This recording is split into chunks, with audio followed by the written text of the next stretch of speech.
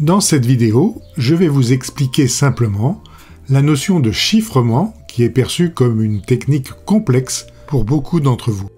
Internet a été inventé pour permettre d'échanger des données entre des équipements répartis dans le monde entier.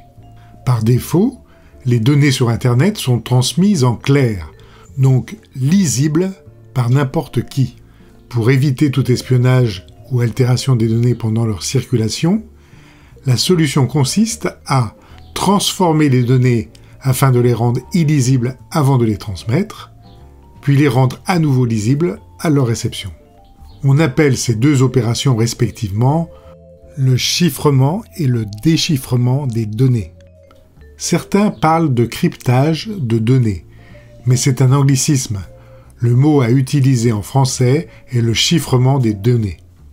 J'ai évoqué le transit de données sur Internet, mais on préconise aussi le chiffrement sur les données stockées localement dans les systèmes d'information, afin de garantir la confidentialité et se prémunir des vols de données.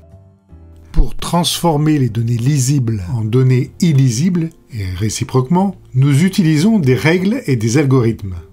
Les informaticiens comparent cela à des serrures qu'on peut ouvrir ou fermer à l'aide de clés. C'est pour cela que dans notre jargon, nous parlons de clés de chiffrement. Comme vous le savez, plus une clé est complexe, plus elle est difficile à reproduire.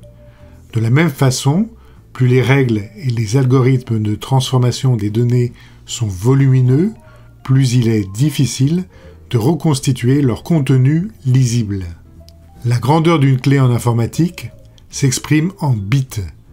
Vous entendrez donc parler de chiffrement en 192 ou 256 bits, correspondant aux normes de sécurité exigées à l'heure actuelle. Selon le besoin, il existe plusieurs types de chiffrement. Le chiffrement le plus simple, il n'y a qu'une seule clé qui sert à la fois à chiffrer et déchiffrer les données.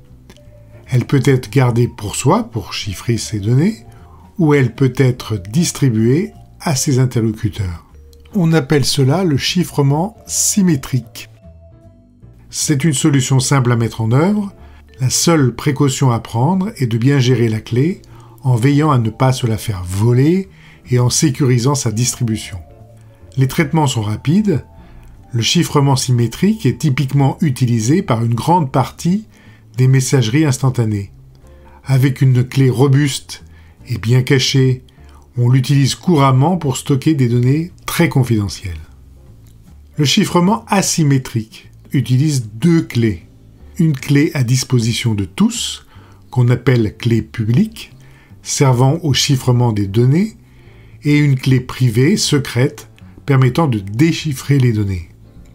On n'a pas à se soucier de la distribution de la clé de chiffrement. Tout le monde peut envoyer des données chiffrées dès lors qu'il a la clé. C'est le cas par exemple si vous accédez à un site internet marchand et que vous transmettez vos données personnelles qui seront illisibles pendant leur circulation sur Internet. En revanche, le site marchand possède seul une clé privée qui lui permet de déchiffrer ce que vous lui avez envoyé. En résumé, le chiffrement des données permet de rendre secret le sens des données. Les données sont bien protégées si la clé de chiffrement est robuste. Et enfin, il existe principalement deux types de chiffrement qu'on utilise suivant son besoin. Pour finir, sachez que la sécurité des données ne s'arrête pas là.